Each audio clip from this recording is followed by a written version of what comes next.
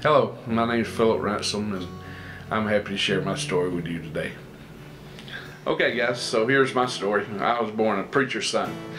I've been in church all my life, raised in church, never missed a service, never said a bad word, never drank, never smoked, never done anything bad. Yeah, right. That's the story I wish I had. That's the testimony I want. And if you have that testimony, man, I'm jealous. That's far from the case for me. At 12 years old, started dabbling in sin a little bit, just messing around. Just thought I was the cool preacher's kid everybody was looking up to. It just got worse and worse up till 15 years old. I was working one summer in Atlanta, my best friend. We'd been messing around doing some things we shouldn't do, and he was killed in front of me on an elevator.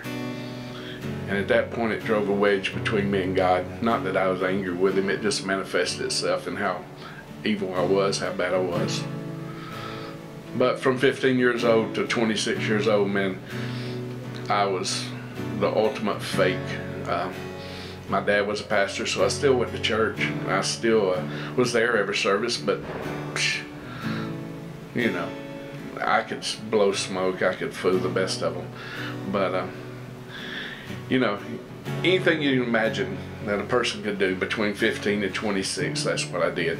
I'm not going to name my sins, not going to give the glory to the devil. You just imagine it, I probably did it.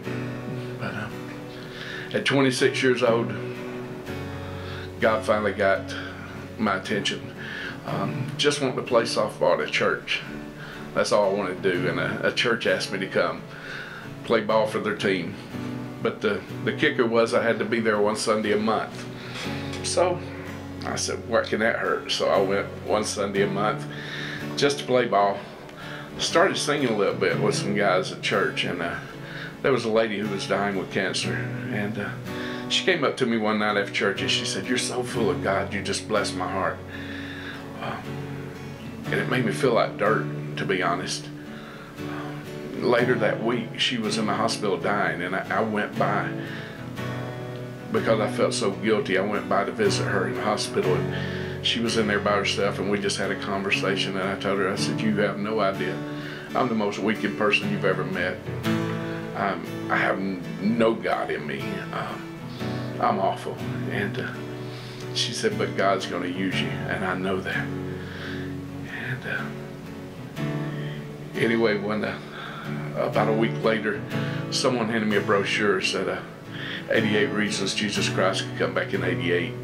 And I read that, and it literally scared me out of hell.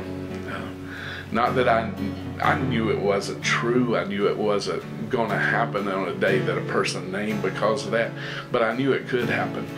And it began to eat at me and eat at me. And I was sitting at home and just thinking, he don't have to wait to that day. He might come today, and I'm in a mess. And my life was a mess, a literal mess. And anyway, one Sunday afternoon, I'm sitting at home, and I told my wife, I said, "Hey baby, let's go to church." And she looked at me funny and said, "Are you serious?" I said, "Yeah, I got to do something." So we loaded up in the car, and we went to like 7 or 8 churches and went in the parking lots. And I said, "No, this is not it, this is not it." And then finally I pulled up in one. She said, "This better be it." So I went in, and a little old man, 90 years old, was preaching on bumblebees.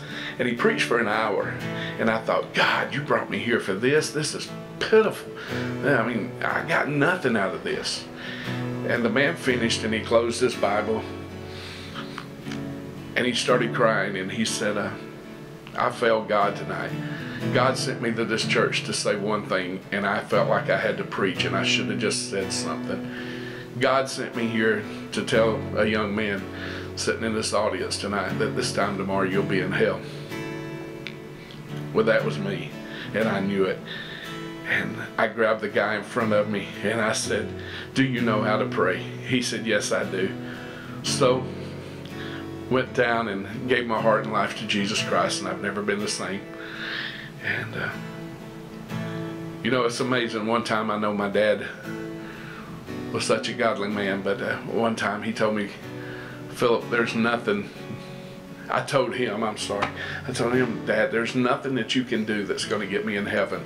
And no matter how bad I get, it's not going to send you to hell. But you know that's not true. What he did got me in heaven. He prayed for me. My testimony is not just for me, it's for my mom. Let me give her testimony of the hours she spent on the floor praying for me. Let me give the testimony of my dad, who spent hours on the floor praying for me. Let me give the testimony of my dad's church, who was faithful not to give up on their preacher's son. Yeah, it took years, a lot of years, but God got me, and thank God I'm here today. My name is Philip Ransom, and I am a changed life. Thank you, God.